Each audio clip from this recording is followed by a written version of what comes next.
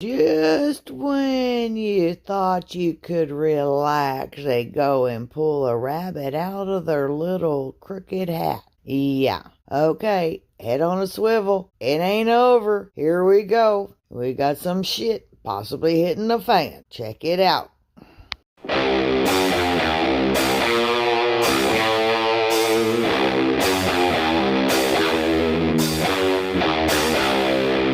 Joe Biden reversing a long-standing U.S. policy involving the war in Ukraine. Biden now going to allow Ukrainian forces to use long-range U.S. weapons inside of Russia for the very first time. President Biden making this decision to allow Ukraine to fire the American ATACMS missiles inside Russia for the first time. First off, explain what these missiles are all about, this Army Tactical Missile System, or sometimes referred to as ATACMS. Talk to me about what they are, their capability, and why this is a potential turning point. Yeah, Frederica, the MGM-8140 ATACMS, as you mentioned, the Army Tactical Missile System, has a range of around 180 to 190 miles, and what it can do is it can attack things like ammunition depots, troop concentrations, logistical centers, all of those kinds of things that could resupply a front line. And they're designed to do this in a very efficient, very lethal manner, and it's one of the most lethal weapons that the U.S. has in its arsenal, and if the Ukrainians can use it the same way that the U.S. would use it in a similar situation, then it could very much change the way in which the war is being fought right now. A lot of it has to do with the fact that the North Koreans are in Russia doing this and providing support to the Russians and probably joining them in a military sense. So what the Biden administration is signaling is that that kind of addition to the Russian war machine is unacceptable to us. We don't want foreign troops coming into Russia, supporting the Russian war effort, and the North Koreans are the first ones to do this overtly. The basic principle of the use of nuclear weapons, namely that the use of nuclear forces is an extreme measure to protect the country's sovereignty. I underline that we have always approached these issues in a highly responsible manner. Well aware of the enormous power of these weapons, we have sought to strengthen the international legal basis for global stability and to prevent the proliferation of nuclear weapons and their components.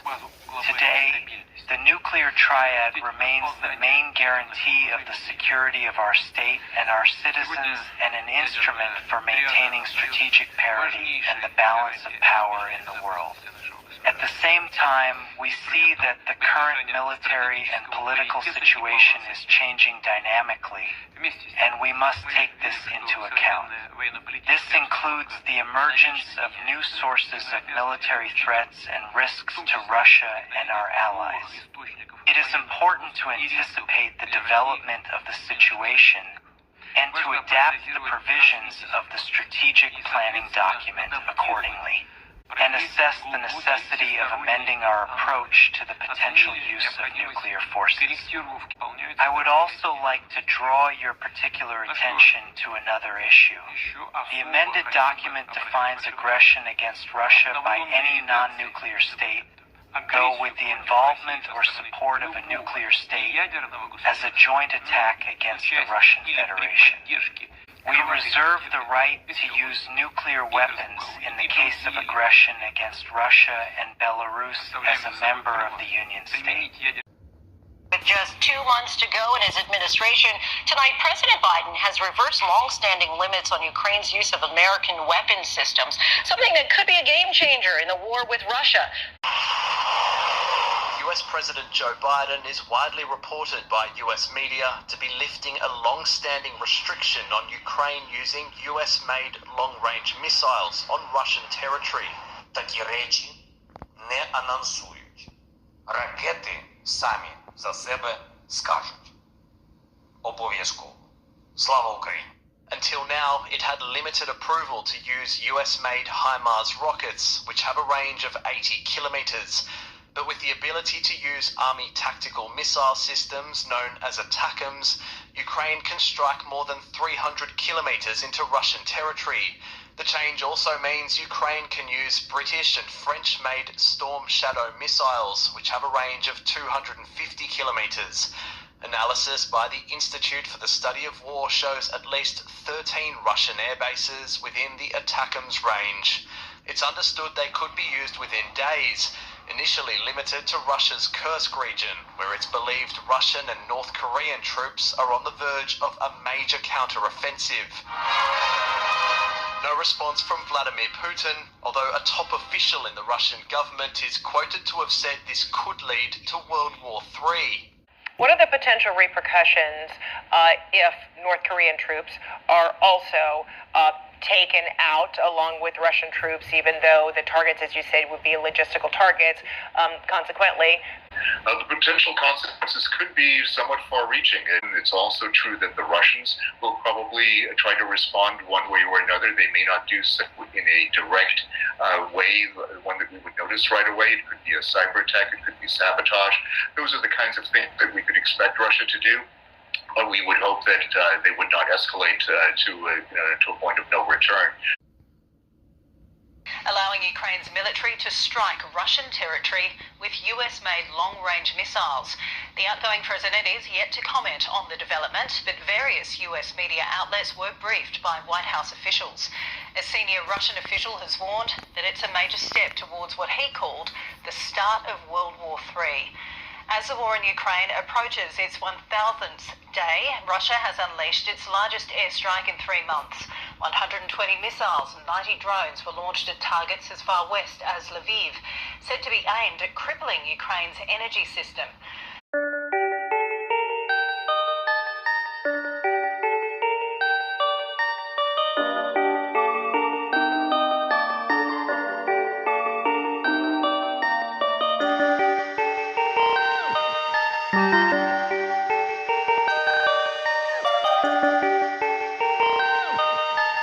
Perfect, perfect, perfect, perfect.